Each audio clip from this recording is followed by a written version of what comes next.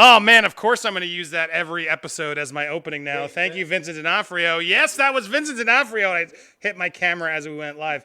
Vincent D'Onofrio joined us last week as we talked about The Cell. Who's going to join us this week? Who knows? But you guys are here, and I'm so happy to have my pals. He's Andrew over here is still shocked that was actually Vincent D'Onofrio. He's like, you clearly don't watch this show. Your mics are now on. It's 1 week. Give me a break. Andrew, welcome back. Don, as always, thank you guys for being here. That's so much fun. But screw you guys. I got a real fun guest. I'm so excited. We're going to be talking Terminator 3, Rise of the Machines, and I couldn't think of anybody better than the most identifiable fake Arnold. He did Arnold on Howard Stern. If you ever listen to Howard Stern or so many other places, he's just the friggin' best. I love this guy, and here he is, Josh Robert Thompson! Hey, how are you? How are you? Fantastic. This is so great to be here. I can't believe it. We talk about this movie. This is a terrible movie, but I did it because they paid me $29 million for this movie. I can't believe it. I don't believe it. Well, I do believe it. We're going to get to it. Josh, welcome. Let's hear your real voice. Yeah, no, this is it. What's the matter with you? This is what it sounds like. It's the only time I'll ever ask to hear your real voice. How's it going, fellas? What's happening there? Josh, I love you. Let's Popcorn Planet. Here I am. Let's go to the wide shot. Bam! There's the movie. I got it ready to play. We'll go to scenes. I was telling Josh to tell me all his favorite time codes. He's like, "What? I'll come ready with time codes." But for guys that haven't watched the show, and Josh, thank you for coming. And Andrew, you're new. Don, you've done this, and you watching along with us. You were supposed to have watched this movie this past week. We're going to give you a cooler movie to watch. Don't turn that on yet. We're going to give you more. I'm going to give you a movie this week that I've picked that I'm excited to put for Halloween for next week. That's on YouTube, so everyone can watch it easily, and that way you'll have more time. But this week we got Josh. Josh, everybody, I don't know. I want to plug Josh more because he's. I mean, come on, Craig Kilborn show. You've done voices all over. You've been on Family Guy. I got to hype you up because you are a real star. You did this amazing commercial for Wanna Rub. Oh man, I loved it. How did you get situated with those guys? Oh, I don't even know. I think I did some jail time, and then I had a little deal that I made. Yeah, Wanna Rub. I mean, everybody's talking about that. That's the one. Josh and I did a project for a Spice. It actually was a lot of fun. It was a lot of fun. You did some amazing. You did some amazing impressions there, but it was sort of our in joke there. But I want to thank you for coming in talking movies. You're a Terminator fan, correct? I mean, are you a Terminator fan because you're so good at Arnold? Did that make you a Terminator fan, or you actually were a Terminator fan if you didn't do the voice? Would you still like it? No, I've been a Terminator fan since the first film. I mean, when I saw that as a kid, well, that was '84, the original Terminator. So, but probably for me, it was when I was in high school was seeing Terminator 2. I think for a lot of us, Terminator 2. Judgment Day was the one. That was the big one that put it on the map for a lot of people. So no, I've just been a fan. It's been fantastic. I love it. It's the greatest movie. What's a great movie? So great. I love it. Yeah. Hold on. You can't hear it, Adon? No, it's too loud? I can hear it from me. Oh, okay, good. As long as you can hear it. I don't know why yours are louder than mine. But anyway, I was making sure the crew could hear you talk because you're on Skype. Yeah, well, so I'm with you. I Terminator 2, Terminator 1 underappreciated. For sure. I think people sort of forget it and just go to Terminator 2 immediately. But Terminator 1 is a great thriller horror movie. And it really is Linda Hamilton's movies. If you go back to the first one and the second one, I'm glad they're sort of ignoring T3 to do Dark Fate. And I'm curious. I haven't seen it yet. I'm curious what it goes. But I really wanted to go through T3 again because I remember it being okay. Like, I remember it being not nearly as good as, like, T2 and T1. But I remember it sort of being like, it's fun to see him back. And so I really wanted to revisit to sort of see, do I have any nostalgia for it, or is it just completely garbage? And I will share my thoughts as we go, because I have a lot of them. But the thing I asked sort of all of you, and I want to get there first, because I want I guess, let me go down the row, and let's go, Josh, we've heard from you, but Adon and Andrew, just quickly, what are your feelings on Terminator 3 before you rewatched? Before the rewatch? Yeah. Before. Oh. I was hesitant, and so like I wanted to give it a benefit of doubt because I'm like, yeah, maybe like I overplayed it, and maybe I'll re-enjoy it like watching it again. Right. And then I rewatched it. That's so mean. No, like I felt like now I'm actually a little bit more critical of it than I was when I first watched it. Yeah, that's true. No, before the rewatch, I would say I'd like. Well, I was much younger than you guys probably were, but no, I really liked it though. I mean, I have good nostalgia for that film, and I would just say that I was disappointed at the end, but I thought it was a decent. Had this been like the first of another 3, then it would have been great. Then I not great, but it would have been an okay entry point into a trilogy. But obviously, we didn't get that. So that's what's more disappointing than ever. It was like a good. I felt like it was a good setup movie than anything. Well, but we didn't reap those rewards, or that setup. I was gonna add. We're gonna spoil this movie, so obviously you haven't seen it. Too bad. But oh my god, every time I hit F1, it's gonna play the movie. I got to figure out another way to do it. Yeah, it's gonna do the audio every time. Every time I've muted it. What I do give this movie credit for is they killed everybody. Like I do admire the fact that they went and said no, we blew it up. Because there was this, I thought they were going to sort of go to the bunker and figure it out, but no, they did commit to at least Judgment Day finally happening. Yeah, that's why I thought it was and this undeniable thing of if you're going to sort of rewrite the history of Terminator and say, yeah, everything you did in T2 didn't matter, then at least they committed to it. So I do give it that prop. Right. Is that fair? Josh, what about you? Overall, what were your thoughts? And I remember liking that ending then, but now that was really the only thing that I was like, all right, well, at least they did have the balls to do that. Josh, what were your thoughts going into T3 before you sort of revisited it recently? I was pretty excited back in the day. This was 2003, and I couldn't believe there was another Terminator film at all. I was shocked. I was shocked by that. I know that Schwarzenegger, right around that time, was about to run for governor. There was a lot of talk about that, and so this was all in the shadow of the California, the governorship, and all that. And, it wasn't James Cameron. It was Jonathan Mostow. So, I mean, I really wasn't sure what to think. But the trailer looked great. I remember the trailer being fantastic. The title was awesome. I was excited about it. But I do agree that ending was badass, man. Yeah, it was. I want to talk before we get into all of it because I want to call out Jonathan Mostow because he's fallen off the wayside. But Jonathan Mostow was a fantastic director. He did 2 films that I love. Breakdown with Kurt Russell is just incredibly good thriller with J.T. Walsh, Kathy Quinn, and Kurt Russell. And as a kid, when I saw it, I don't know, 95 or 96, 97 maybe. I just remember loving that movie. It was just one of those sort of crowd pleasers that came out unexpectedly. And then he went on and did U571 with Matthew McConaughey and a lot of other people. And I just became, as a film nerd, as a kid, like those 2 movies stuck with me. And I remember watching Jonathan Mostow, and I remember being, oh, cool, he got to do Terminator. All right, well, he's done some really good work. I'm excited to see what he does. So I was sad. I think he did Surrogates or something more recently, but he hasn't really made anything since then. This clearly didn't sit well with him, which is frustrating because I don't know if I blame him for the failure, but I do want to start, and I wanted to make sure I talked about sort of. I was a big fan. Did any of you know him or any of the work? I knew about U571 as a 10-year-old. I bought that on DVD.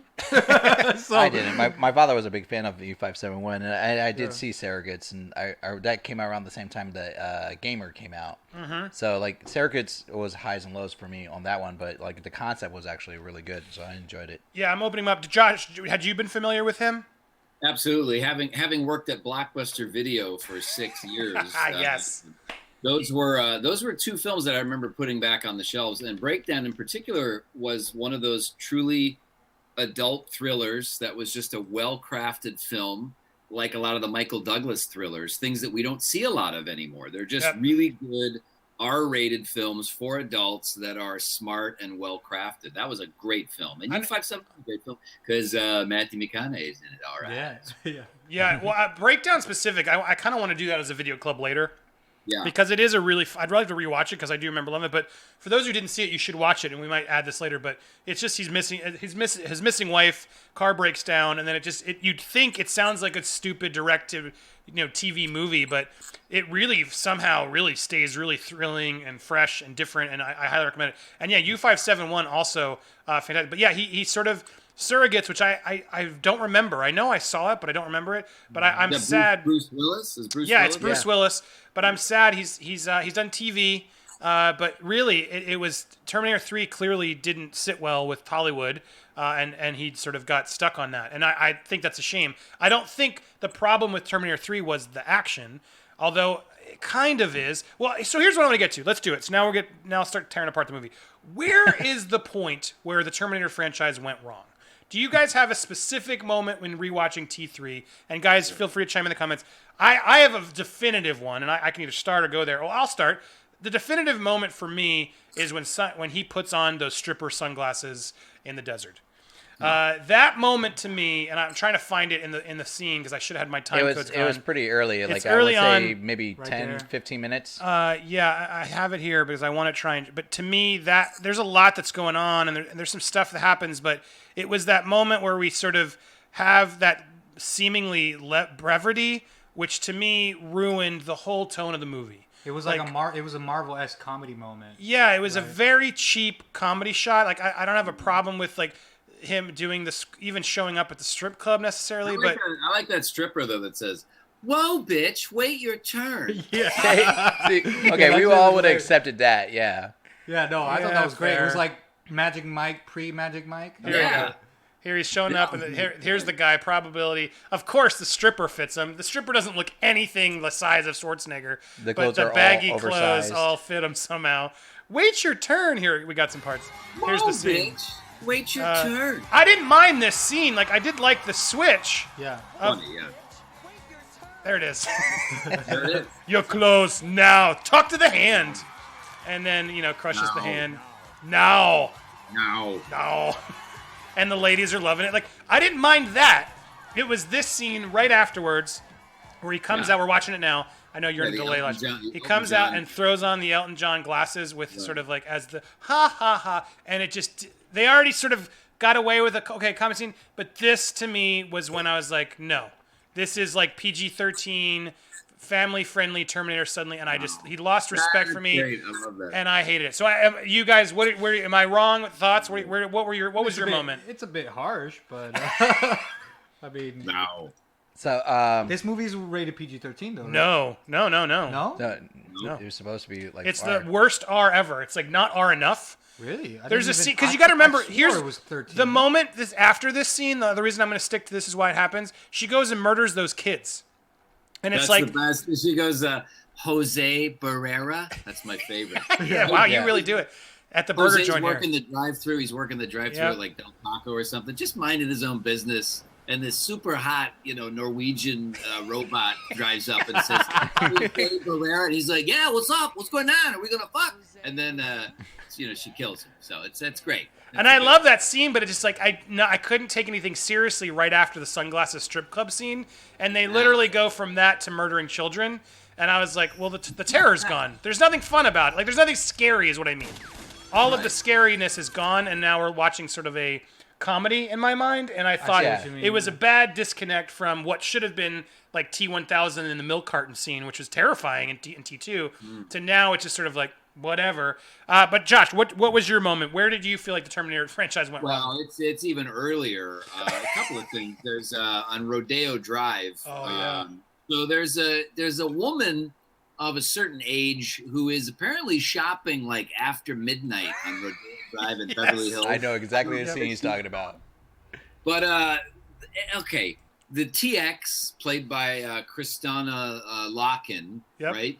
There She's she is. super hot. This is one of her biggest things I think she ever did. She was a model and all that. Anyway, so she decides to increase the size of her breast in order to get the police officer that's pulled her over to let her go. Yes. And it worked.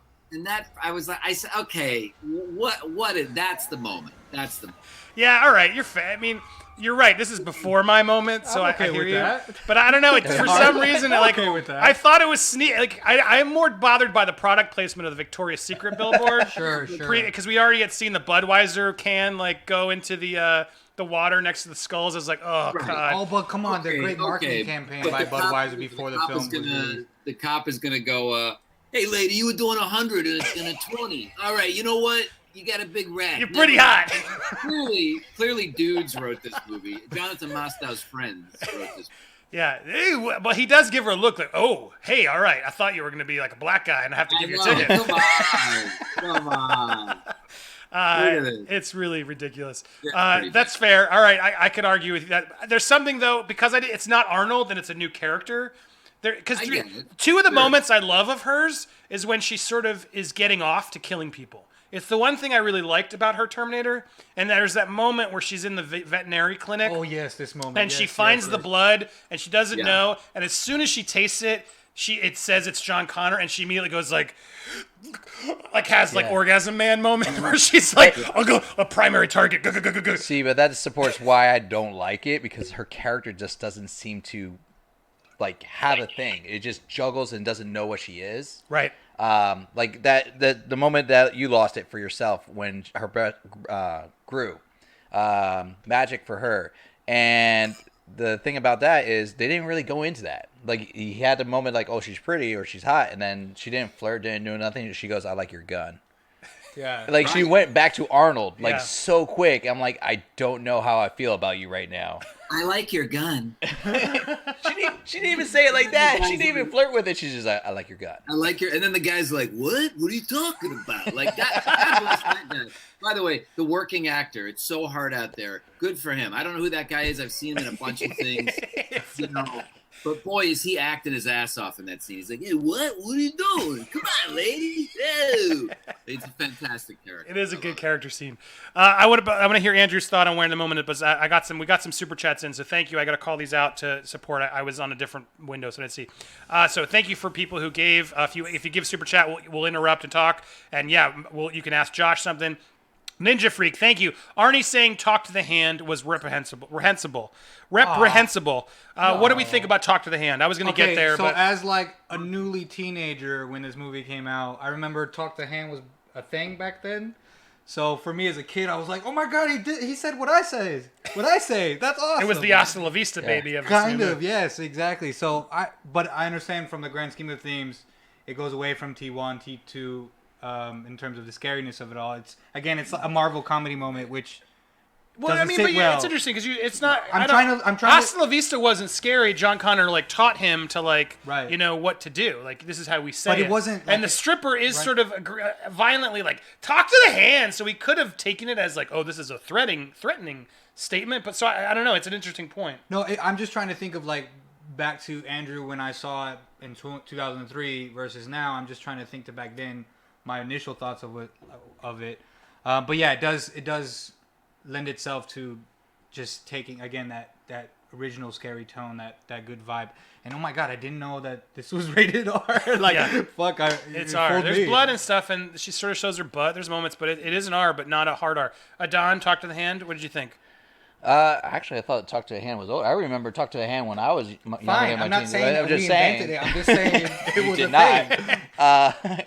But the movie just didn't feel right. "Talk to the hand" could have been better. I gather I remember in Terminator 2, he clearly says like they learn and they adapt and from like their surroundings and what they interact with. So the concept of getting "talk to the hand" from that one moment with the stripper. Yeah, it's like the Predator when it listens to somebody and just repeats what. But like later on in the film, he says He uses it to No, the but convenience store. but he says later on in the film like something similar where like I'm not shitting on you or Yes, there's so a few something moments. like funny thing like that. And We'll that's get to those moments. I have a lot, but yeah, he should say that. Josh, not what do you think that of line, not "talk me. to the hand"? I think it's a great moment. I mean, it reminds me a lot of Terminator 2, where you had young John Connor teaching the boy and his robot, teaching him all these things to say. But we have to remember later on in the film, we learned that this Terminator was rewired and reprogrammed by the Resistance and then sent back. Mm-hmm. This is actually the Terminator that killed John Connor and tells him as much. That was a great scene, yeah. Mm-hmm. So with that, I think it's to me, it's kind of funny that it doesn't work as well sometimes, the robot itself, as it normally did. "Talk to the hand's very funny. That's a great moment. It's a literal, I'm talking to your hand. It's fantastic. Arnold, were there any other catchphrases you guys debated about Arnold on set? Yeah, well, there was one we was driving in this truck or whatever in the desert, and I said, "I require a cutting tool." That's my favorite line. I say, "I require a cutting tool," because I have to cut open this whatever it is, a battery or something. It doesn't matter. It makes no sense. The movie is total bullshit, but I have to say that and all that. And then I say, "I'm back." There's another part where I think the worst line is "I'm back." Yes. When Arnold flies a horrible CG helicopter. Yes. And by the way, one of the few moments of bad CG. Actually, this effects hold up pretty well. But yeah, and there's a lot of practical effects in it too. Yeah. There are. I'm back. I'm back. I remember that. Well, doesn't he also does "she's back" or "she'll be back" is what she right? Doesn't she do a "she'll be back" Yeah, or something? he does. She'll be back for me, that I actually kind of like this line, but just because it was kind of dark, like thinking back of it, he's like, "You'll see me again." When like he right before he blows up, Oh, that's and he great. tells that to John Connor, Yeah. and like, oh, you're basically telling him you're gonna kill him. See, I liked that about the film. That scene in the Winnebago where we learn that Kate or whatever her name, Claire Danes, is like the one who's actually given the rules.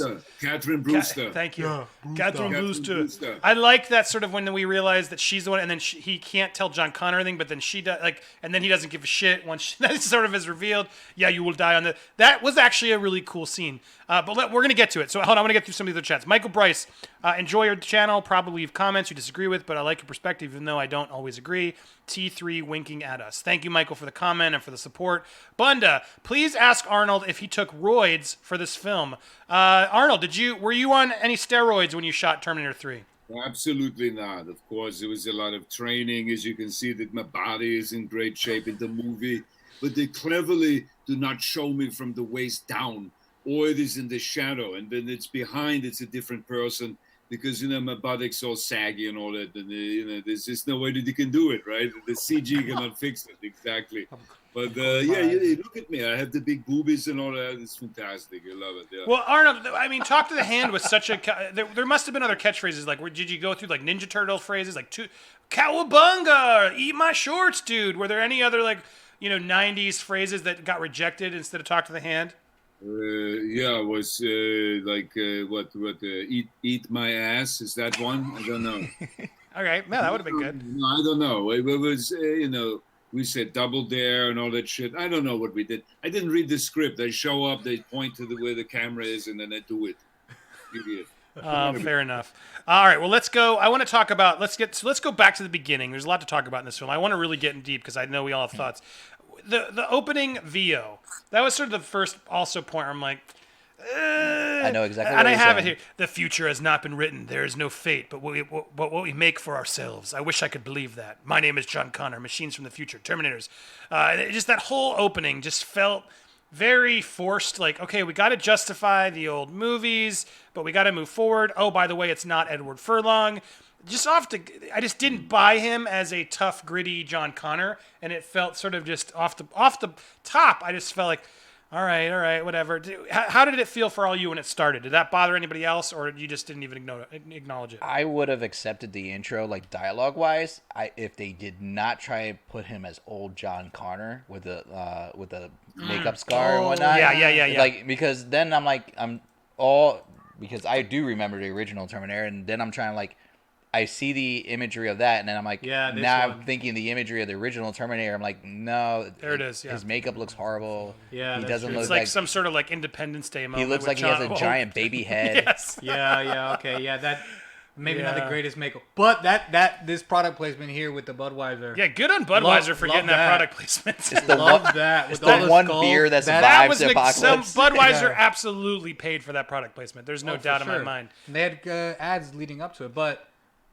Yeah, that's cool. The CGI planes, it's the only time they really get heavy on the CGI. But yeah, this is this the moment? No, is this when we see the Resistance? Or no, you passed it already. Yeah, it's going to come up. It's coming up. No, it's anyway. No, you passed it. There's her butt. Anyway, yeah, that shot I had it for a second. The other thing I didn't find that the ectoskeletons or whatever as menacing in this movie, and they were practical enough. But it's weird. T2 made everything feel frightening, and even in this opening shot of T3, it just was like. All right, well, they look kind of less threatening. It became less scary. Are these still scary? The sort of the T3 robots. What do you guys think? Call me dumb, but they look the same to me, man. I don't know. That was something I was. And if anybody knows in the comments, by all means, were those T800s supposed to be like practical or CG? They were practical. I know Stan Winston did a lot of the effects. Like, I got to give him props. They did a lot of practical stuff. But, well, anyway, I found the shot. Here's John Connor old. And, yeah, this to me was very distracting. It just felt, I agree, it's like a completely separate movie that I didn't need to see and took me out of it. Although I want to see that movie. That's what I wanted. I want, like, this would have been the fourth movie or the sixth one or something. You know, had he not been governor, Do we maybe really would want have that gotten movie? it, We got that gotten movie it. with Salvation. That movie of them running around rubble with a bunch of robots trying to kill them. Fine, It's but- like Matrix 3 with Zion. Do we really want that movie? Josh, what's I your do. take on it? I want it. Well, I think the problem was, of course, was the casting of Nick Stahl. I mean, Nick Stahl's a fine actor, but he just doesn't. He looks very diminutive, and when you see those scenes where he's supposed to be older John Connor, he still looks very tiny. Whereas we were promised a guy that became this great warrior or this great soldier, and so we don't get that sense at all from those flashbacks. I also think it's a case of too many Terminators. Yeah. You know, when the first film it was one Terminator. It was terrifying because all the mission of that robot was to kill, and that's it. Second one, there was still one, and then another one showed up, but then that was it. There were two. But now we get these flashbacks of thousands of robots. Naturally, it's going to take away any of the scares. It's a good point, and that might actually be the real moment where they lost it, because Yeah. going to that Returns, moment of the yeah. armies of them and such a degree of them, because Well, you know why? You know why? Because it's not set in a world that we understand. It's set in the future. You know, when you set a movie like in 1984 or in 1991, in our time, whether it's Los Angeles, you know, it takes place in Los Angeles. It's a realistic environment. But in the future, we don't understand what that means. So it seems unrealistic and cartoony to us. To me, it doesn't. Okay, this is going to be one of those rare moments I'm going to disagree with Arnold here. So the actual beginning intro where they show the Terminators, like an army of Terminators, they actually done that in the other Terminators Well, they did in before. the first one. Yeah, in the Right, first the one, second where they one. show not just one but multiple. Right. So like that, like No, I get what they agree. were trying to do with that. Yeah. But it's the execution is what I agree with you. It did not feel right. I think it's just the look of it that doesn't, because even in the first one, it's not done to epic scale, obviously because of budget limitations, but it just felt more lived in and grimy and frightening. It seemed like a world that was just completely shrouded in darkness. This just looks too clear and clean. So maybe that's what it is. It's an issue of, I can Just agree with great. that. yeah, maybe that's it. So, all right. So then moving forward to the next part I wanted to get to is let's get to Catherine Brewster, right? And she hates machines. Brewster. Oh, God, this thing So, doesn't like, on work. the nose, you know? What do I do? Now, interesting, just I hate machines. Interesting, Hey, baby, it's they your dad. How you doing, sweetie? It's your dad. I'm just over here. Yeah, I'm in the military. I'm never going to meet your dad, but we're going to marry. Just how convenient. He works for Skynet, of course. Yeah. We'll get to all that in a minute. But the Claire Danes. I didn't have a problem with Claire Danes. I didn't realize in doing my homework on this movie, they recast her mid-production with Kate Bush.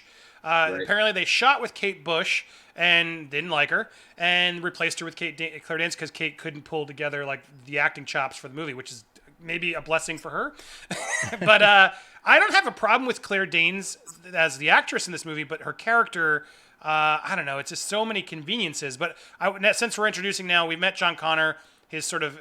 It's weirdly cast. I agree with you, Josh. The Nick Stahl was not a good casting. I'm sad that Edward Furlong was like, and they did go after Ed Furlong from what I looked up, but obviously his substance abuse and sort of addiction was making it hard for the film to get funding to let him do it. Yeah. I hear he is in Dark Fate, but I hear it's a very small role, so don't get your hopes up.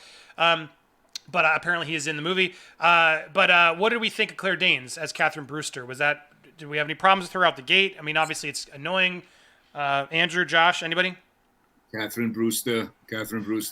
I think, I don't know, man. If I'm John Connor and I'm sitting in that Winnebago and I find out this is going to be my future wife, You're like, really? Okay. And how about that? How about that fiance? Again, kudos to whomever that actor is, because once again, I love all these, these guys. They're working actors. What a role for that guy. Yeah. I mean, what a schlub that guy He is such a generic schlub of like, yeah, I'm nobody. Yeah, I'm but I just a think her character. I'm a cuck. Oh my god. Wow. Catherine Brewster is a character of convenience, and there's a lot of happenstance and convenience in the script that really bugged me, like the fact that he ends up at the vet clinic where she happens to work. I mean, Right. Yeah. and But, her like- dad works for. Well, let's get to that because the conveniences start with. Oh, I just lost it. Stupid. I keep hitting that button. The conveniences start where, of course, her dad is the creator of Skynet, conveniently, which to me was just like way too on the nose and just like, come, really? Sorry, honey, I can't come. Important computer stuff that he's doing. It just was just ridiculously on the nose. And then he, of course, is doing all of the Skynet things so the plot can be conveniently together. It is the major problem of this movie of just like, I didn't buy it for a second. But I imagine we all share that concern. Yeah, it's too easy, but then, again, I'm not a writer, but how else would you tie those? You just have a scientist that they have to go break into a lab? Like, why do they have to be related? Yeah. I guess, yeah. But, again, that's why I'm not a writer. The problem is it's her dad, and it just seems so contrived. And could be her second uncle, maybe? Yeah, some guy at work, right. Maybe if she worked there, I might have forgiven it a little bit more. I don't know. Yeah. Yeah. Then that would have made her smart and all these things. Yeah, that would. But then to add to it, you're right. So then the conveniences start there, of course. Oh, well, that's great. And then the conveniences get worse where he ends up at the veterinary clinic. Yeah, and then she says one of the worst lines, another one of my favorite parts in this movie. It's so bad. She points to John Connor, she's now trapped inside of a cage, like a dog kennel. He's sitting in there, and then she looks at him, and then she says, Mike Krupke's basement. Yes. Yeah, it's he goes, what? Huh? What? Really breathing. She's like, you're Mike? John Connor, aren't you? I'm like, oh my God, we got to talk about Mike Krupke's basement. You Yeah. went missing. Whatever happened to you? Yeah, that's the scene I have up now. It's ridiculous. Mike Kripke's basement. She'd, of course, because he's gone off the grid. Why would anyone remember John Connor? But of course now she notices, grizzled old homeless version of John Connor who's stuck in a dark cell. You're that guy I hooked up with 10, 20 years ago. It's completely ridiculous. But then what gets even more ridiculous is the fact that the TX, is she a TX? Is that what they called her? I don't know. Yeah, The bad, The villain. TX just shows up, and not on purpose. That was what was more frustrating. If they had shown up to know, understand it. oh, this was the night they met. Well, no, So we're showing up to the night they met. That's never really clear. That made sense to me because, of the sense that she was searching for her because she's the daughter of the right, guy. right. That's She why I asked for her target. name when she Yeah, killed the but other lady. The odds of her running into John Connor that same night and think- But thank God we do have that because then we have the licking the blood scene, Exactly. which is Yeah. which was a good scene. Which when I watched it today, the film again, that just I burst out laughing, but at the same time I It's a loved pleasant it. surprise. Yeah, it was I just love like, the blood she scene. got horny from licking blood. Like, what the hell am I watching? I did notice that when I first saw this movie. back Don, in go the- ahead. But let's talk about how John Connor got into the vet. Okay, Oh, yeah. a man We who's talked about this he's off camera, he's yeah. like his mom was like ultra militant militia. He's been surviving. He survived Terminators all his life to get to a point where he breaks into the vet, takes drugs that knock him on the floor, Yep. and then when he's trying to hold her at bay with a paintball gun, might I add, I'm like, okay, there's actual killer machines out there after you, and you carry a paintball gun. Yeah. And- Your mom is Sarah Connor, and you carry a paintball gun. One thing though, for me, I think I didn't say this to you off camera, but I just, but he's obviously living on the grid. He doesn't have a lot of money.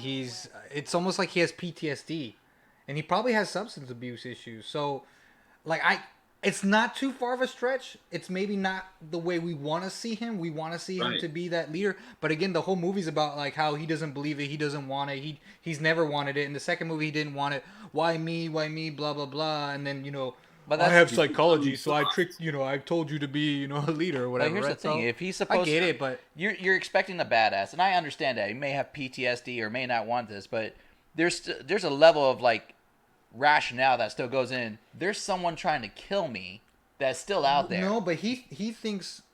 No, he doesn't. He talks about how he still has that fear of that. Well, he still has that happening. fear, but he thinks that they won because Judgment Day didn't happen. And then later on in the film, he talks about how his mom died and how she lived long enough to see Judgment Day pass. So She died of so he has that leukemia. fear, but it's almost like a PTSD, huh? She had leukemia. What? Yeah. That was what he says. Oh, that's what it was. It was leukemia. I missed that part. Yeah. It was like- leukemia, yeah. He's like, leukemia. And you go, okay, we're going to have this conversation now in a mausoleum. Cool. Let's get this out of the way real quick.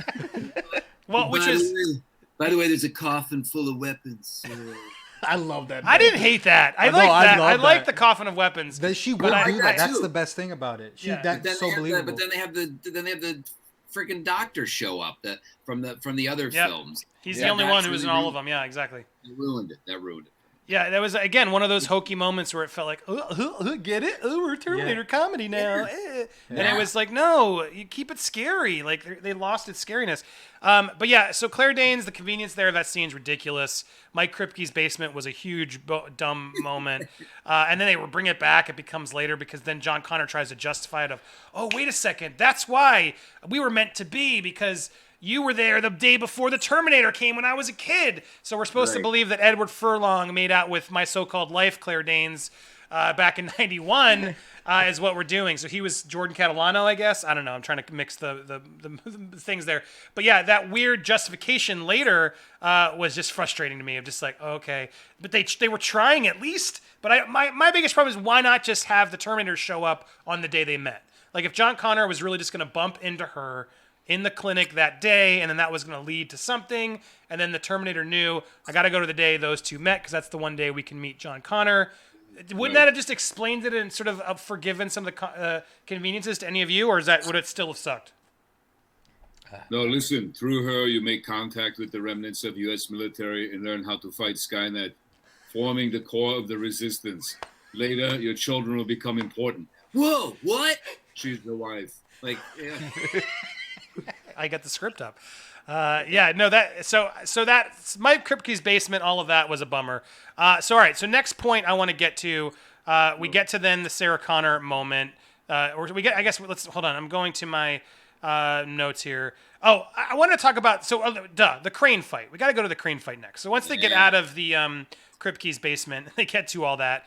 We have that massive crane scene. Which was where they spent the most money, and the rumors are that Arnold ended up dropping so much money to help Jonathan Mostow get that one shot where the Arnold's on the crane and then crashes it through the basement, through the walls. And that was the second moment where the Terminator, I saw her getting horny for violence. She was sort of like looking and eyeing up as Arnold's getting crushed. You could tell she was getting into it. She was like, yeah, I'm going to kill him. And I kind of liked the power-hungry, horny thing. It was the only thing that seemed menacing and made her kind of crazy and terrifying, because in no other way did they sort of use the sex appeal of her except for the boobs and then some of the moments. So let's talk about the crane scene overall, because they built a whole street. They made that whole thing. I'm trying to get to it so we can watch it. They built a whole scene so they could destroy it. And my biggest problem, and I love this guy. Let's talk about another working actor. Another working actor, Josh. The guy whose car he pulls over. Get back here! Oh my God! Hey, a cop when you need him. That guy's been in a bunch of these films, and I think he's a friend of Jonathan Mostow, but he's been in a bunch of these movies. This guy. He looks like Mark Cuban a little bit. Oh, a little bit, yeah. But another one of your working actors. My favorite line of his was, "You better have insurance, you asshole." Yeah, Jesus. But and then we get into this car chase with the. All right. So here's a problem I wanted to get to. Let's talk about the TX and her powers. It was kind of like Elsa in Frozen, where I'm just like, she had too many, and they didn't explain it. And so what the problem was with Terminator, with the T-1000, Robert Patrick, he could mix, he'd change, he would more for that. But once she had sort of the laser, it lost interest to me because it was too easy and it was too much damage. And that first scene where she meets Arnold and then they fight, and she just literally is so overpowering that he falls back and sort of disintegrates. It just created like an unbeatable villain too early, where I was just like, how is this going to work? And then she could use that gun all the time, and it sort of really bothered me. And then to make it even more annoying, sort of throughout of it, then she has like working buzzsaws instead of lasers, which seems really counterintuitive. And then her powers just overall just didn't make any sense to me. And it sort of annoyed me throughout the movie, just like, well, how strong are you? Can you just take out Arnold? Like, I almost wish she would have just destroyed Arnold, and that would have been a surprise or something, and then like another Arnold shows up or something. They said that she was supposed to be like the Terminator of Terminators when Arnold's describing her, and like John Connor says that she's the Terminator of Terminator. And which is funny because so she's supposed to know how to dismantle and destroy the other Terminators, yet Arnold keeps bouncing back up. Yep. And like throwing her through rooms and everything. And then B, you're right. Like she has a lot of different. Like I understand one arm does one thing and one arm does another thing, but when the laser arm gets disabled, it turns into a flamethrower. And I'm like, are you also a transformer? Yes. Like, how do you just like magically make your machine arm do something else that it wasn't built to do originally? Like, you don't have gas in you too. Yeah, it was But weird. she's like, but he said Arnold said some shit like she has nanotech, and Yeah, you know, it justifies it. nanotech is the reason Tony Yes. Stark is awesome. So, you know, what are I you want gonna to do? get your Comics, thoughts on it, right? Josh, but I missed a couple of super chats, so I want to make sure I call them out. Roy Butcher, I would have had Catherine Biss Brewster's husband be a Terminator in disguise. Now, that would have been interesting, and that would have been a really dark moment where she learns her husband was just a Terminator there to protect her. They almost got to that. That would have been good. I would have loved But it that. would have been a cool something. And then Bunda, is Arnold, this is a question for you, Arnold. Is Arnold happy with Eddie Murphy joining Twins? Yeah, it's fantastic. We were gonna do this movie. It's gonna be three of us, right? Me and Danny DeVito, and then of course they go, oh shit, we got this, the black guy. How is he gonna be the twin? Because Danny is short and then I'm big and huge, and then And Eddie's black, yeah. And then Eddie's black, right? So I mean, I'm not black, and like I said, but it's fantastic, and they've got a digital. They're making a great digital Eddie Murphy. So it's not even in the movie. It's actually it's a puppet. The Legacy Studios did a great job. I love it. Fantastic. I'm not even in the movie. I'm all CG also, so I will not be in it. Hey, Arnold, actually, I have a real question for Arnold. I'm curious, and this may be I'm curious of Josh's thoughts through Arnold. What do you think of Stallone just redoing every franchise he's ever in? I hear he's now going to do a Cobra series. He's trying to do Tango and Cash too. Like, do you feel like Stallone? Like, Arnold? Do you like feel like Stallone's is too much, or are you jealous and wish you had some more stuff to come in? Listen, we did this movie Escape Plan together. It was this terrible movie where we said, we're going to get out of this maximum security prison and all that. And then he does another one with Dave Bautista, and then he does another one with whoever the hell was in that one. I don't know, fucking Eddie Redmayne or something. I don't know. The point is, these are stupid movies. He's living in the 80s, He's in back in the 80s, and the Rambo did not do very well. Did not do good. The new Rambo, So I don't know what to tell you. But go see Terminator, the new Terminator on November 1st. Yeah, exactly. All right. So then, thank you for those chats, everybody. Keep them coming. All right. So then, getting back to sort of so good. where we are, Josh is the best. So Josh? What are your thoughts on sort of the TX? And do you like her orgasming when she's sort of like getting moments, or is that sort of tacky for you? I think if they had more moments like that, it would have been more frightening because then.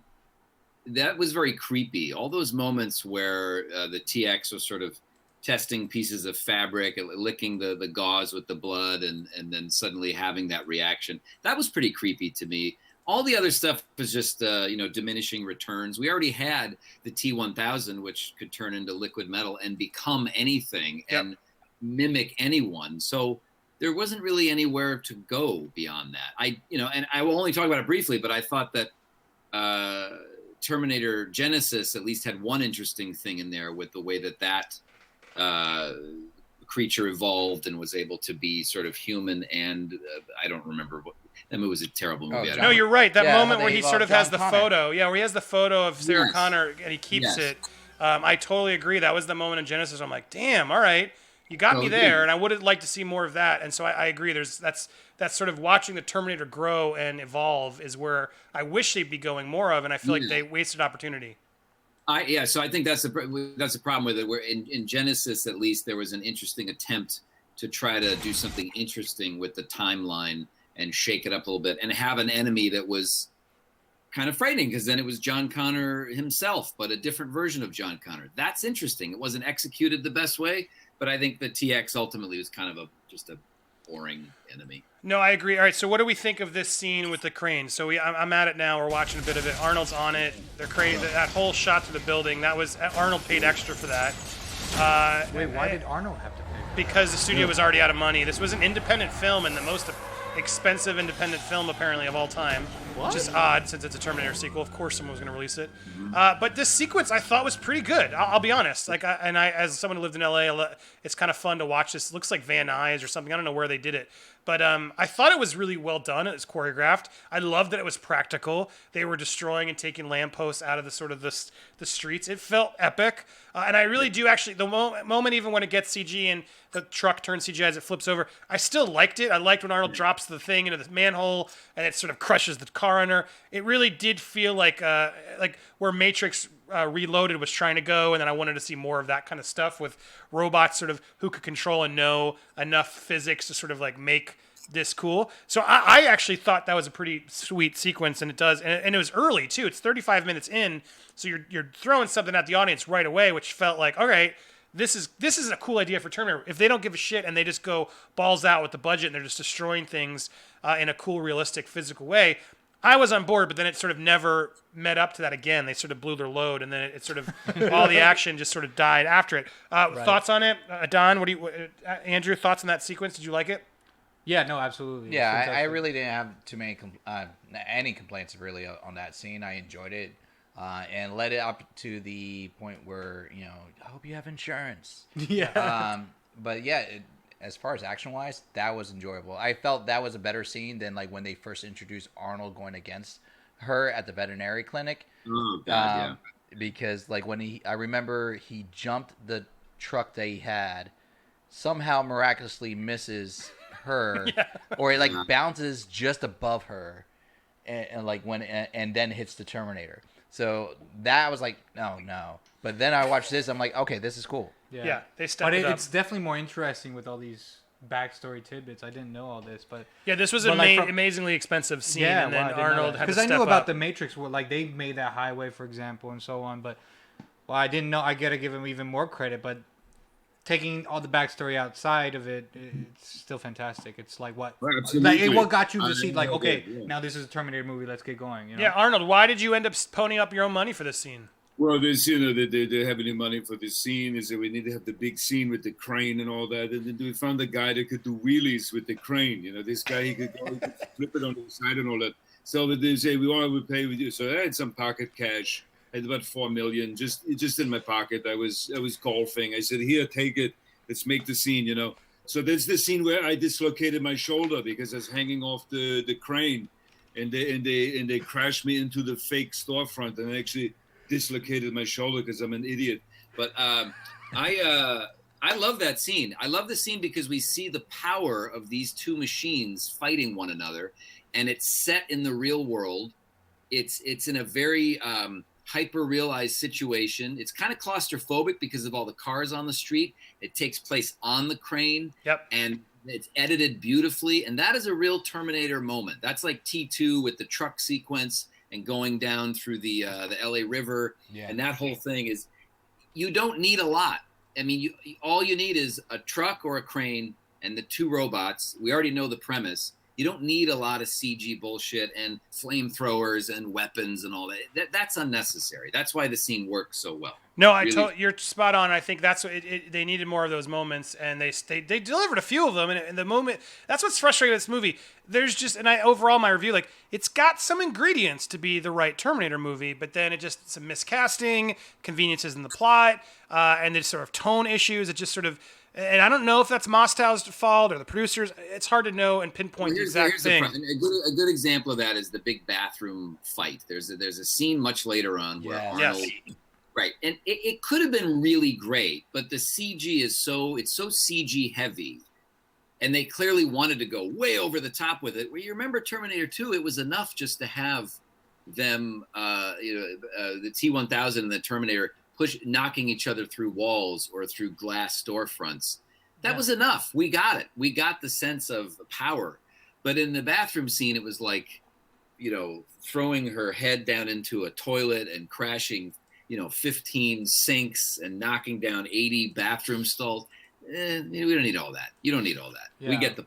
And do you think that's like a director problem, or do you think that's like studio execs saying, "Hey, we need more CG in this"? Yeah, that's it. Yeah, and you're right. And this is coming off the back. I think The Matrix came out this year. The other moment. So like, hold on. While it's happening, I just want to comment because there's a lot of these like they're doing these robot moves during this thing, which almost makes it cheaper looking.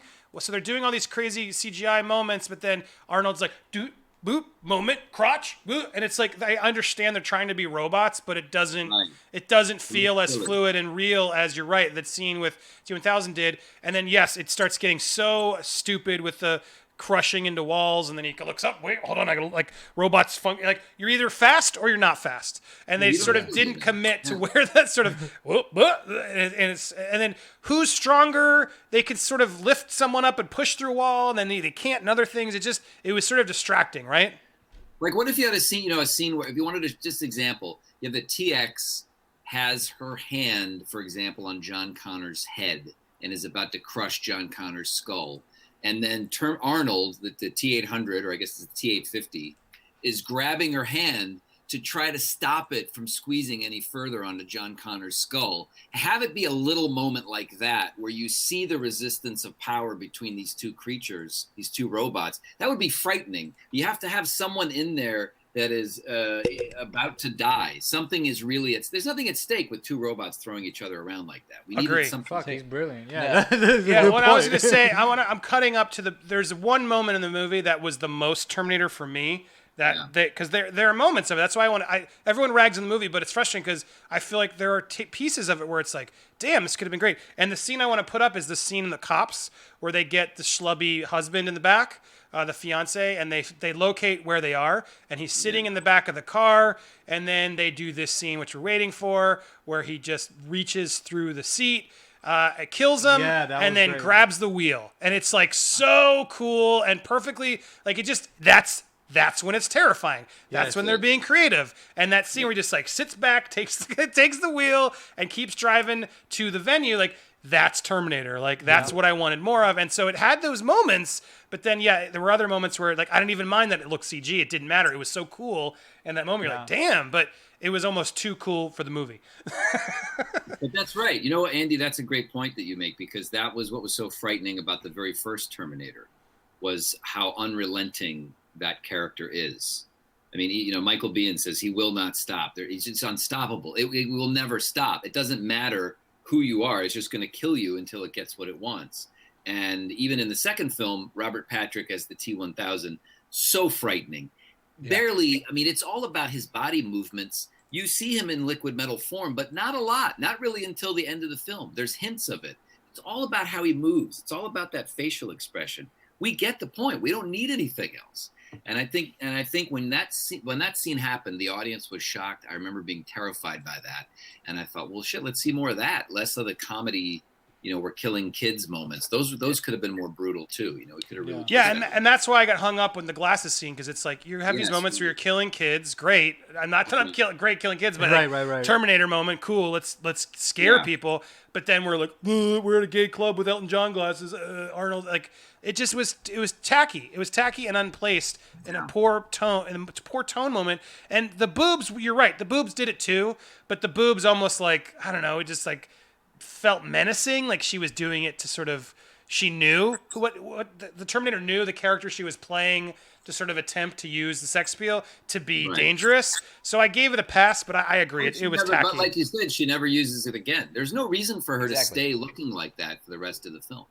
Yeah, that is a point that I'll give you why it doesn't work. Whereas if they had used that and she was sort of sexifying people to kill them, that would have been an interesting villain and made it work. Like she's a sexified hero that just eats everybody. That's an argument that I was making earlier off camera, like where I was talking about like the personality of the character would have been, if they just changed her personality more to be either like sexifying, as you coined it, or like the fight scene when we were talking about earlier when she was in the bathroom. And they seem so robotic. Make her not robotic. She's having like almost orgasmic moments, developing herself, character, realizing John Connor's there, having all these moments of almost emotion. Right. Make her more fluid and action-like. When they did it in Genesis, he had emotion and character. That would almost be terrifying. Now you have a machine that is acting emotional.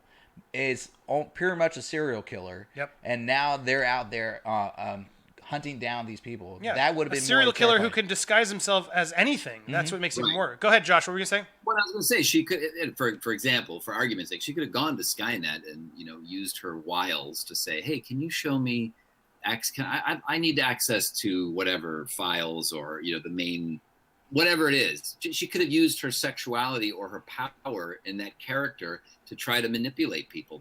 That's exactly what we're saying, and that would have been way more interesting. Yeah, and it was more of a something that was on a mental level or an intelligence level or something. And also, and more to it, like very believable, and not like believable to us, and like we're not from the future, obviously, and so on. Like because the people can relate to something like that. I would love to see her as a fighter too. Like the cemetery scene. There's a scene where she's running in place, and I think it's right after she puts her hand through the cop. she's in the car, and puts the hand through the front seat. Yeah. And then just starts walking through the cemetery, and then immediately just transforms into the TX. Yeah, what was with that? Out in the middle of it looks so awkward. Why would it do Yes. that? It's supposed to be very smart, but it reveals itself immediately because it doesn't give a shit. I don't know. Yeah, No, it was also you're it was spot probably on. just for the cool moment, for the CGI effect. Of But it course, wasn't yeah. even a cool moment. I mean, I wrote that down in my thing because it was kind of a really opportunity once again to like do something really cool. And then it's the reveals and all. I would argue all of the reveals in this movie are bad. Like Arnold's reveal is not good enough. TX's reveal is not good enough. And then when she shows up as to Claire Danes. And then Claire Danes is like, "Oh, my husband's here. Oh, wait, it's not my. It's not scary, or there's nothing about it that sort of works." And then finally, she finally resorts to the T1000 running. I was waiting for that moment with the TX because after that whole scene, she sort of in the crane scene. I was waiting for like the T1000 never gave up. T1000 was like was like, always on the march, always after you, and just you couldn't get away from it. And they were like, it's just a chase. They're just trying to get ahead of it.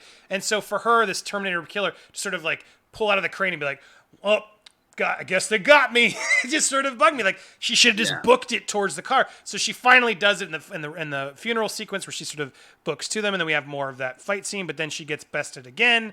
She ends up becoming really sort of dumb and not much of a Terminator killer, which was really frustrating. I want to get also though to this scene, the biggest scene there, and they shot a lot of that. The scene in the back of the car and the Winnebago were apparently the most shooting they did because it was so much backstory to get through.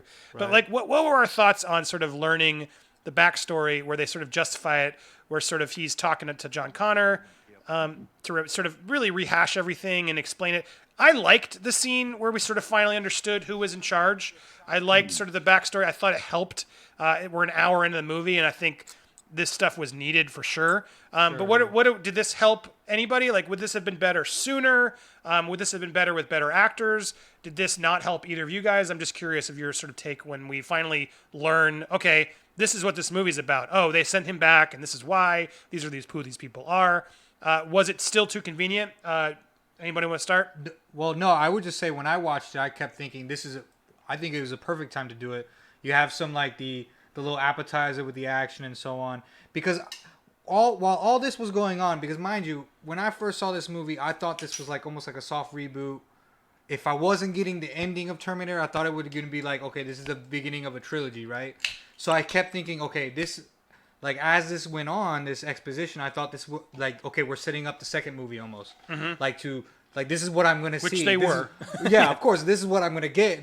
And I was really excited throughout that. And then, obviously we're in 2019 and that's not what happened. But no, I thought it was fine. But it was interesting and it made me question, like, okay, it made me do like math problems. Like, okay, so, hey, she's this and then how? But he's dead. And then why'd you tell him that you killed him? Why'd you kill him? It was like, I want to see that movie. Like, so it was kind of distracting in that sense too. I figured it out. Like he would only really respond when it was her for certain details. Right. So like right there, I'm like, oh, she's the one that reprogrammed him. Well, look at Mr. Which Smart was a Face good, over but here. but it was a good twist. Josh, overall thoughts on that? I think, it makes me think that it would have been a much more interesting film, a grittier film, if we had started with John Connor out in the desert somewhere, hiding out. And then it was revealed that he had captured another Terminator that they sent back to kill him. So maybe he's got the Terminator chained up or somehow in this house. I like or this wherever already, he's yeah. And then he's got this. He's reprogrammed this Terminator. Oh, that's brilliant. And then he's ready for them when they send another one. So it would have just been two Arnolds instead of this fucking TX thing, and we would have had a more interesting. So my point is, with that Winnebago scene, everything got scaled down, and I thought, this is good. This is scary. You're learning now that this robot kills you in the future. That is brilliant. It's a mind fuck. Complete mind But we never got anything more other than that. I thought that was, and of course the end of the film gives us that same sort of feel of hopelessness. But that is a great scene. It's a great scene. I just feel like the rest of the film should have been. Yeah, it was. Well, and the other scene I wanted just to comment on this moment where he's like, "You cannot self-terminate." I really liked that idea too. Like it was the first moment where John Connor was actually stepping up to be someone smart and the leader he needs to be. And then Arnold also. And there's actually like a toe-to-toe with the Terminator where Arnold's like, "Your pupils are 80% dilated It's not you're unsure. Is he going to do it? Will he try to do it? Whatever. And that was the first moment of just like, oh, cool. All right, we're getting to some interesting moments here. So there's so much potential there. But I agree that what you pitched would have been better. Like, and that makes more sense if he's really going to be on the road and be the nomad. Why isn't he sort of prepping like his mom would have been teaching him for the past years? But again, he never bought into that. He never wanted it. That's how I've always understood John Connor. Someone who's like, it's like your dad making you play baseball as a little leaguer, and you want to play with you want to play on your iPad. You know what I mean? This is what I was like saying that's how earlier. I figured with him. It's like there's a difference between like you being told something and then having something just put right on your plate right in front of you. There's a realization there that you can't avoid. He literally lives a life of being hunted. I understand that, but I'm saying humans take the path of least resistance, and for him, it's much easier to be a construction worker with a paintball gun than it is to be a total badass with a Terminator locked up and reprogrammed. By the way, he has to learn a lot of science and computer science and all that kind of shit. So it's much easier to be a construction worker. He reprogrammed the first one. That's the problem, for example, with The Last Jedi. I appreciate them saying Luke Skywalker is now a bitter asshole who doesn't want anything to do with anything anymore. Fine, but that's not what we're here for. You know, I get it. I see why it's creative, but I think it was not handled well. I would like to see John Connor hiding out more and really completely rejecting all society. I like the idea of him hiding out in the desert. It just seemed too convenient. Everything seemed too convenient. He didn't really seem to be in that much peril, honestly. But the Winnebago scene is where it should have started, in my opinion. It should have started there. I agree, and even the jokes there, the jokes work for me too. Like even that moment where Arnold does like, "Your levity is good; it relieves tension, fear of death." Yeah. Like that was a Terminator comedy moment that worked for me. Like it wasn't forced. Yeah. And it was like him doing what, it's sort of like Drax in Guardians. Like it's a very similar vibe of what you're writing, and so so the Winnebago. Again, ingredients of a good Terminator movie overall, not very done. So then anyway, I'm just, because we're talking so much, I want to get sort of to the right, and I have two things I want to talk about. But overall, just as I get through the plot, then of course Skynet becomes aware, and then it sort of becomes a CGI mess. I feel like all those fights in the building are underwhelming, but I do like that the Skynet does become aware and destroys everybody. We've talked about that. I think that's great, and the ending. There's sort of a multiple endings, but the other thing I did like about this movie, and I wish it had gone there more, was the Terminator turning bad. The fact that they didn't go fully in there and force Arnold to have to actually become the bad guy at the end was a huge missed opportunity. Why the film doesn't work was because Nick Stahl could have never been equipped to actually go toe-to-toe to take Arnold out, because we didn't care about him or Claire Danes. And that was the problem with this movie, because T2 had Sarah Connor, where you're like, okay, Sarah going against even the T-1000. I would have bought it. I would have been rooting for her, but I wouldn't have given a shit if Nick Stahl or Claire Danes had died near that end. But what was so great was this idea of the Terminator conflicted, but then having to give over because he's a machine. He would have to. Yeah.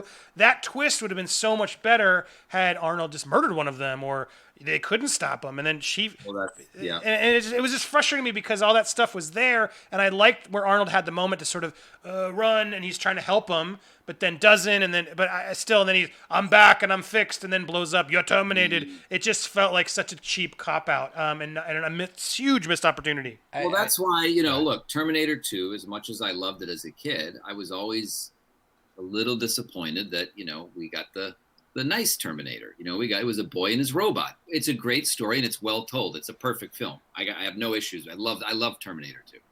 But now it's the third film, and I agree with you, Andy. I want to see the real Terminator. I want to see him do what he does, and I like that ending where he's struggling. It's a great scene where he's pounding the front of this truck, trying to stop himself, and much like his performance in Terminator Genesis, which I don't think is a perfect film, but I think it's Arnold's best performance as the T-800. I agree. Yep. Most emotional. It's the most layered. It's a really wonderful performance. But yeah, I was saying before, it'd be nice to have the evil T-800 come back through time to fight Arnold and see that in Terminator 3, because we just, I don't know, we once again, we got the good wisecracking T800. But then as you But mixing maybe, our maybe mixing we could have our. gotten that in the next movie. That's what I was hoping. Like all these things. But I like that- rewriting because if we mix it to what you said, and then I wouldn't have bought Nick Stahl doing it. But imagine if it was all sort of an act, and then as Arnold's coming back to get him, the reprogrammed one that Nick made is there to save the day. It would have been a fantastic woo. So like someone was thinking it through, and it would have been such a better movie. See, I would Such have a better been. film, more satisfying, I think. But yeah, I mean, This is why I we need would've been Kevin okay Feige with, in all things. two things different from that hangar scene where like he's like Hangover scene? What? hangar Oh, okay. where he's hitting the car, right? Yeah. Either A, when he shuts himself down, that's like a permanent shutdown, right. and I would have been okay with that. Yeah, Because me then too. it would have been this No, are John you kidding me? Oh, absolutely. Like Because that, him, just like he dies from a almost like his battery expired. No, because he rebooted himself. But I would have rather that to accomplish his mission, he would have self-sacrificed. You mean at the himself. end? You're talking the end. At the end, instead Yeah. of having that helicopter scene where I he agree goes wholeheartedly. Okay, like, I see what he you're I just- thought he was done too. Yeah, if they just let him be done there, I would have been like that would have been a good send off Yes. because that's Yeah, a but machine like, that's trained not to the follow end. his But orders. again, as Arnold said earlier, that's not what we're here for, man. I want But- Arnold to kick ass. Like that probably would have been But better he emotional wanted like a stuff, bad you know? Terminator too. But like here's the thing I would have also accepted is if we just committed to being full on I'm gonna kill John Connor and now they have to find a way to kill Arnold. Yes. And That's what we're then- saying. And That's then, that and then it would've turns been into two Terminators. Yes. One's the femme and one's the Right. male. That's But what we're then, pitching. do you think we would have now, if that were to happen, if that would have happened, then do you think we would be arguing now? Oh, this was two movies jumbled into one. No, we wouldn't have No. known about the other one. I think. No, what I mean is like we had this one movie of like okay, the bad lady, and then all of a sudden the ending is we have to kill Arnold. Like, do you Yeah, think well, that they that sort of twist did would've it been because too- Arnold too sort of much? became bad already. Like he was struggling with whether to become bad. But I think if they had just done it a little earlier and Arnold got reprogrammed, which she did several times, it wouldn't have been a surprise, and it would have made a more interesting villain than her because I don't think we were really that invested in her anyway. Oh, sure, of course. And they even talk about him to come back. But anyway, what could have been? Oh well. Then the ending, at least they blow him up, and he does the "you're terminated." And someone in the comments said that was fun, but it also admits it was stupid. Beautiful, desire is irrelevant. I am a machine, and he's holding the door up, and he's like, "Go!" Like he's it's a beautiful moment. Self-sacrifice. It's And that moment at the end where John Connor gets on the radio to be John Connor for the first time, I just with better actors and better writing, it would have been more exciting. But it was just sort Still a of, great what are we moment. gonna do? And he's like, oh, I guess I'm John Connor now. It's like, dude, you've been on the run. I thought that was the missed opportunity. John Connor was just terribly written, terribly acted, Yes, and yeah. was not a good leading man. I would have rather had Jai Courtney from Genesis in this movie no. than Oh, no. anybody. Then I don't know. I didn't like it. Two things I want to wrap up on here. I'll get your thoughts, but I want to do. I have a question for you, Arnold. But before we do that, I got to do a new segment because I've noticed this happening. Last week with the Cell, we noticed Hank from Breaking Bad was in it. It was unexpected. But T-Through had my favorite unexpected cameo. Do you guys know who I'm going to pull? Let's check it out. The unexpected cameo of the movie for me was Fat Chris Hardwick. What? Oh my God! Fat you're Chris right. Hardwick Like from- showing up as the like- tech yes. assist at the end That's with him. the weird That's hair. like the Right, Talking he Dead is. guy. Yeah. That's Shit, him. are you serious? And I just found that very funny. That was like sort of the chubby check walking along doing the Aaron Sorkin Yeah. walk and talk. But there we go. The unexpected cameo of the week goes to Fat Chris Hardwick. He's not really fat, but he's so skinny now that having a little bit of chub on him Well, made at me. the time, Chris was hitting that bottle like a wild man. So it was, Yeah, no comment. Let's not knock him down. But yes, this was he wrote a book about it. It's drunk okay. Chris Hardwick in T3. But I found that funny. See, you didn't even notice, did you? No, No I idea. overlooked that. I watched the movie this morning. No idea. Well, I want to end on one thing because Arnold, the other thing that this movie is known for is your fee. We talked about it a little bit in the beginning, but I have here from IMDb. I want you. Is this true, Arnold? You got 29.25 million, a record at the time. You had a contract that was 33 pages long, written by Hollywood super lawyer Jacob Bloom.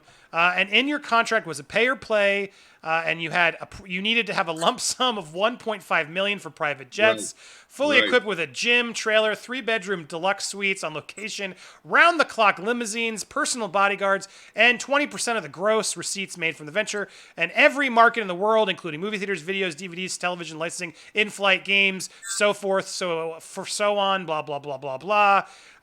You had pre-approval clauses on every cast member, actor, hairdresser, stunt double, makeup, personal physician, unit publicist, and it did not come cheaply. The legal and accounting budget for the movie was $2 million. By the time all your demands were met, Mr. Schwarzenegger, the budget rose to $187 million, making it the most expensive independent film. Any comments on this? Is this true? Anything you'd like to? Were you happy? What was going on here, Arnold? Well, of course. I mean, that was worthy. You were going to Terminator with Arnold Schwarzenegger. I had these idiots at Kuroko. I had them bent over with their ass up and all that because they knew. And James Cameron is the one who said, Arnold, you go in there and you get the money. So we had done this stupid T2 3D, this stupid movie that we did for Universal. He said, I'm done with it. This is it. That's the true sequel to Terminator. That's it. But if you're going to do it, get the money, because I knew that I was going to be governor of California. So after this movie, there were no more movies. This is it. So why not take all the money? And I got all the money. I love it. They gave me all the money, idiots. This is true. The other fact, it says here, you were always going to you were passing on this movie forever because Cameron wouldn't direct, and eventually Cameron told you just do it and ask for a shit ton of money, reasoning that the character was so much Schwarzenegger's as it was his, and you confirmed this in a talk show. Take the money and run. So, are you happy you did it, Arnold? What do you think? In the end of the day, of course. I mean, listen, I did Terminator Genesis. You took the money there too. I let them use my face for the Salvation, this piece of shit movie. Terrible movie. What a terrible movie. With Mick G. They said, who's directing it? James Cameron. I said, no, Mick G. I said, this is a sandwich I get, at the McDonald's or something. I don't know what this is. Say, I don't care about it. It's a stupid movie. And that movie, they had Transformer size, Terminator, stupid movie. So yes, it's worth it. If I'm in the movie, it's worth it. And remember, November 1st, go see the new Terminator movie. You're going to love it. I love it. Thank you, Arnold. Was there anything you did in this contract? Excuse me. Anything specific you put in your contract that we should know about? What's the weirdest thing you have to have? Oh, for this movie, for this new movie. Yeah. Well, I said facial hair. I don't want to shave. I want to have a beard. It's like the Henry Cavill, like they have to work around your mustache. Yeah. I will not shave for this movie. And there will be no CG work and all that. They will not shave for it. Because the Terminator T-800 has the exoskeleton, which is of course the human skins. I mean, it works out right exactly. And I said I want one scene where I show my junk. So in this movie, you're going to see my full penis in this movie. Fantastic. Wow, I'm excited. Wow. All right, I'm going to buy a ticket. Dark fate indeed. And my penis, like the TX, will shoot fire. I actually shoot fire from my penis. But you do not expect it. You go, oh shit, and then, oh shit, I didn't see that. So it's I just ruined it for you. Yeah, spoiler warning. Sorry, guys. I'm still looking forward to seeing it. That's hard to spoil. Yeah. Well, bravo, Arnold. Thank you so much for joining. Overall, final thoughts as we wrap up. Now that we've gone through it, dissected it on our rewatch, better, worse? Adon, going to you first. Better or worse than you remember it? Actually, worse than I remember it. So. Andrew? Yeah, definitely a lot worse. I had so much hopes when I was watching that first film. Like I said, like I've been saying all night, I thought it would be, a beginning to a trilogy, and it just never happened. It doesn't hold up. It doesn't, and it doesn't. Like with the talk to the hand, the cell phones, oh my god, we didn't even get into the technology. Yeah, Kate Brewster in the back of the kennel car, her signal all of a sudden just drops out. Well, I have Sprint, so that still happens to me. But I love when she's like does the modem voice on that little phone, like yeah. Like remind me of AOL. No one will understand that. Like I'm that old. Yeah, if I show my wife that, she'd be like, "What the fuck? What is this?" And then Arnold, Josh, does it hold up for you? What do you think? Yeah, I mean, I don't think it's a terrible film. I think it's a film of missed opportunities. I loved it when it first came out. I thought it was awesome. It was great because it was great to see Arnold back up on the big screen as the Terminator. That's why. That's the main draw of the film. Yeah. And I don't think it's bad. I think it's a 2.5-star film out of 4. I don't think it's a total loss. There's a couple of cumbersome, weird moments, some great set pieces, a wonderful ending, very downbeat ending. Yep. And but it is ultimately a film of what could have been, and an unnecessary film, as are all of the Terminator movies after Terminator 2. Sadly, I agree with Josh's assessment there. Yeah, missed opportunities. I think we've summed it up throughout the show. Just like ingredients of a good Terminator were in there, and there's some fun parts. There's some edgy parts. I think overall, but it just didn't. Mostow could not get it together. Sadly, with everyone else involved, and it was a bummer. The other thing we didn't mention: Sarah Connor, Linda Hamilton passed. They came to her and offered her a small role, Right. and she was like, "It's just not substantial. Why would I want to do this?" And good for her, if I, honestly, because I think it would have been a bummer, and I'm glad she waited because I hear of the new one. I haven't seen it, but I've heard some stuff from people who have. She is like the best part, and it proves sort of while it's the best of the new ones, it focuses her in a way that sort of was missed in this. I think you can't just ignore her and then cast a cheap John Connor and then like expect us to sort of be okay with it. So, but she's not. Is she the main character in this film? yeah, she's pretty major in this. Her and the new Terminator people. Yeah, the There's two a new girls, Terminator and a because girl. I think isn't the movie about like the three women, Linda and then the two Yeah, other. it's more Linda's movie, but Arnold's in it a lot, but not the same, not as much, and not the same as Linda. But Arnold has a substantial role too, and then John Connor's in it. I don't know, but I asked, is he in it a lot, and the answer was no. So John Connor has a small part, but is in it, and it's Edward Furlong. And then Arnold, that's been confirmed in public. And then Arnold's in it too. I don't know what happens, but it's definitely Sarah Connor's movie. Yeah. And and we're watching the first two as well. It is Sarah Connor's trilogy if you really go back and think about it. And so I think that's smart. I think it could have been John Connor's if they had casted better. And I don't even mean to keep knocking on Nick Stahl, but he was just not. It was poor casting. They were worried about Claire Danes. Her character's dumb. It would have been dumb no matter who played it because it was written dumb.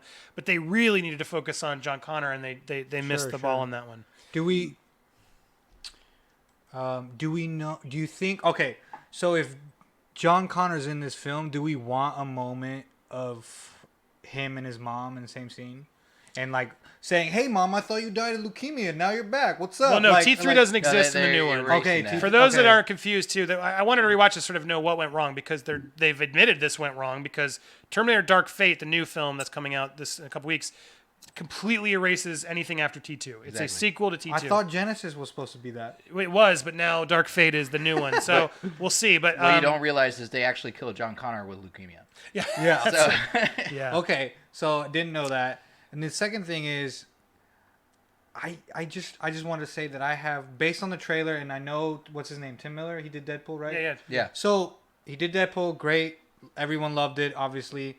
But just based on what I've seen and like the headline reviews that I've seen on Rotten Tomatoes, maybe 6 of them, no hope. No hope for this. You can't no, go I'm not, by Rotten I feel. Tomatoes, Well, no, I mean, I know. I'm just saying some of the reviews. The general consensus, and I'm trying not to like negate. I want people to go in with their own minds, but yeah, the general consensus of critics who've seen it, and that doesn't mean anything necessarily. Sure. But is that it's very middle of the road. But there's the thing I've gathered is it's definitely the best sequel. Like, Okay. There are people who dig it, and there's people who just like what didn't need it. So it's not like, oh my god, this was miserable. Screw it. I'm not seeing a lot of that. I'm just seeing, again, it's another useless Terminator sequel, or I'm seeing definitely the best sequel. They're not comparing it to T2 or better than T2, but for me, that's interesting. I'm down to see it. I want to hit 2 more comments as we wrap But this I up. like the Terminator casting though. The guy who played as Ghost Rider. Yeah. Yeah, no, it's good. I think it's gonna be good. And good Sarah chops to do Connor Linda Hamilton got trained and is. Yeah, she looks. I'm excited dope. to see what she's been up to. Ninja Freak, thank you. Great discussion. Love the comments. Ari, Terminator 1, my favorite. Terminator 1 underrated. People always focus on T2, and it's great. But Terminator 1 is worth a rewatch too. And then Bunda, we can wrap up with him. Bunda has a question for Arnold. You got one more question in you, Josh? Arnold, please ask Arnold if he's voting for Trump in 2020. What do you think about Trump? You're very vocal about Trump on Twitter. Yeah, no, Trump is, listen, he's a friend of mine. We were very cordial and all that. You were the apprentice.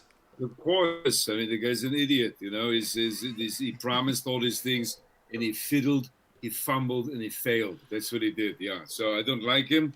He's an idiot. And I would not be surprised if he was actually T-1000 in disguise. It's a very bad disguise. This is a great movie. Maybe we do another one where the Terminator pretends to be the president. Oh, this is great. This is great. Arnold, I don't know. I'm a reality junkie, so I knew Donald Trump as The Apprentice, and then I was very excited when you took over The Apprentice. Trump is always saying the ratings weren't the same. What about that? I mean, I thought your Apprentice was pretty good. No, but listen, because I'm so busy. I had other movies to work on. I don't have time for this shit. Sit there and tell people, no, you're fired or you're terminated, all that bullshit. Nobody cares. Does the guy who won that still work for you or no? What's that? What? I don't even know who won it. I'm just That's such a weird dub show. Mm. Well, there we go. Round of applause. Josh Robert Thompson. Bravo. Right on. You are the best, dude. And not only are you the best at your impressions, but man, you know your movies. That was really smart talk. Come on, anytime. I'd love to do this with you regularly. Whenever you want, you are welcome. Tell me a movie you want to watch someday in the next few weeks, and we'll book you back. Sure. But I love you, Josh. Everyone, go follow Josh Robert Thompson, JRT Show on YouTube. I'll put the links down below. Anything else you got going or you want to mention? Well, I mean, if I can, I got a pretty big video out right now. It's yes, please deep fake video of me as George Lucas watching reacting to the new Star Wars trailer. No bullshit, really? Yeah, well, let's. In fact, before you go, let's do something really meta and watch Josh Robert Thompson watching George Lucas trailer, because that would be very surreal. Here we go. Great. So I got it open here. Well, do we have? Is this the background that we're gonna use? Is there a way we can do like a green screen? We bring in a green screen there, Jimmy. Oh, wow. What? He just follows me around with a green screen. You ever done a reaction before? Yeah, I mean, I've reacted, certainly. I've reacted at these, but never like this before. So you're so good at it. There's Ray. Oh, what character development? What an arc for Ray. Jesus Christ! At the end of Empire, Luke had his hand taken off, and Han Solo was in carbonite or whatever. Oh, exactly. Great. Well, I don't want to tease it. Go. It's very funny. I'm curious. Did you do a bunch of takes? Was that you one take, Josh? Any background on it? No, I went in. I think it took about an hour, and I did about 5. I watched it 5 times and just commented, and then did a little after the reaction part. I sit down and have a little chat, a little post trailer interview where I talk about stuff. And some people got very upset because I had George I got very real. I mean, I love George Lucas. I love him. I really do. And we'll get into this another time. The prequels I enjoyed. Yeah, we got to do a Star Wars watch with you at some point. But yeah, go ahead. But people really were upset, and it got very emotional where George, fake George, is talking about how, he was sad that everybody sort of didn't want him around anymore. And now he's having the last laugh because look at all this crap that Disney is cranking out. Good luck, everybody. You don't have daddy to kick around anymore. Peace out. Anyway. Can you do everyone? Yeah, he really can. He's really fantastic. But what I was amazed you got to do more of these. Do you have a fakes. Course on it? Yeah. I'll be teaching a course. But because we've talked about this. Was this the first time someone thought to deep fake you? Because they do it on. I've seen you do it on Instagram. If you follow Josh on Instagram, which you should do there, you've done it. But the deep fake takes us to a level that I was just like, well, duh, that you should be doing that again. But they did it pretty quickly. It seems like, so that's just terrifying. No? Yeah, they turned it around really fast. I was very impressed by that. Probably in 12 hours or so. And I did the face swap stuff. You can get the face swap, using Snapchat or whatever, and find someone's face. It doesn't look great. It's crude, but it gets the point across. Now, the first time I did George Lucas, I had prosthetic makeup. A beautifully crafted makeup appliance with the neck and a wig that was made. The wig that you see there was made for me for a pilot that I did. So, I mean, I like that too. I think the deep fake just takes it to the next level. It's very creepy, though, man. It is creepy. The verdict's out on the legality of all this, but no, it's super dangerous. I mean, there's many applications. It's super dangerous. But anyway, you can see this over at Collider. They're calling it salty celebrity deep fake. I don't know. I look. I'm happy. I'm happy they're paying. They're promoting you, paying you, whatever they did. But I love Collider. I've been on record. But anyway, I love Collider if they're helping Josh, because Josh is the best. But no, very fantastic. If you haven't worked, I'll put that link out there too. Go check out. We had one more comment for you. Bunda, thank you, Bunda. Bunda wants to ask George a question, if you don't mind. George, what do you think of Kathleen Kennedy? Well, I've worked with Kathy for years. I mean, I worked with her on Raiders of the Lost Ark. I think Raiders was one of the first pictures we worked on together. She's an outstanding producer. That's why I picked her. I picked her because I knew she could do it. But the problem is, Disney, the Mouse House gets involved, and they're essentially, the white slavers come in, and they just sort of go, well, we'll take this, and that's what they did. Well, you're talking about Terminator 3. It's exactly what Warner Brothers did. Terminator 3. They said, no, we got to have more, and should be less. Nobody cares about what's the guy with the Dumbo ears, Rilo Kiley or Kylo Ren, whatever the hell his name is. Nobody cares about him. He's a useless character. Rey's a useless character. The girl Rose, and she saved space horses. Her and her dumb sister were trying to save space horses or something. It's stupid. It's all stupid. So you go back and watch the prequels, and you go, you know what? Maybe this guy was onto something. And that's how Daddy does it. It takes 20 years, but you're going to come around and realize what a genius I am. Sorry, that wasn't about me. It was about Kathleen Kennedy. Anyway, George out. It's so true, though. Thank you. You were brilliant. But people are talking about it, and now, Josh, because I know you're a Star Wars fan, but this comment I saw in here. Now I gotta know what's his thought about the prequels. Now, well, no, I know, because I know you share it, but there's a lot of hate for George because the prequels, then the sequels came out, and people are like changing their views on the prequels. Yeah. Glad I'm not the only one noticing that. No, I know, Josh, we've talked about it, but yeah, it's really funny. As I hated the prequels for so long, you do look back and go, man, he really was a visionary. He really he was doing something different. And so it's frustrating to watch Disney like, yeah, we'll buy all your treatments. Oh, but we're not going to use them. We're just going to buy them and put them in the vault with everything else. It's really been sad. But Josh, I'm curious, Josh's thoughts. Well, I think it's very funny, the reaction to this George Lucas deep fake video. A lot of butt hurt among the fans saying, hey, don't talk shit about the prequels. Listen up, kids. I've been towing the line for the prequels for 20 years. I've been telling Well, you know what, Josh? Wait a second. Not to cut you off. If you are down to do it, I want to make this a separate video to help you defend it, because I'd rather put it out there, because we should just talk briefly about you reacting to this, because this is at the end of an hour and a half video, and no one's going to probably see this. I'll summarize. But give me your quick, because I'm down. I'll stick with you and do another quick one. But because I think you're right, and I want people to hear it, because I know you have really strong feelings on it. But yeah, your quick. Go ahead. Here's the quick premise of what my argument will be and what we'll get into later. George Lucas has talked about for decades making experimental films, smaller or experimental films, and I think he's already done it. I think the prequel trilogy is probably arguably the most experimental series of films on a grand scale than we've ever seen before. And when you go back and watch them, you realize just how wild they are. I don't think they're bad films. I think they're weird, and I think they're experimental. I think he did it. I think he actually did it, and he made it with his own money. The guy's a legend. He's a maverick. There are very few filmmakers today that can do that with their own money, not the studio's money. It's pretty impressive.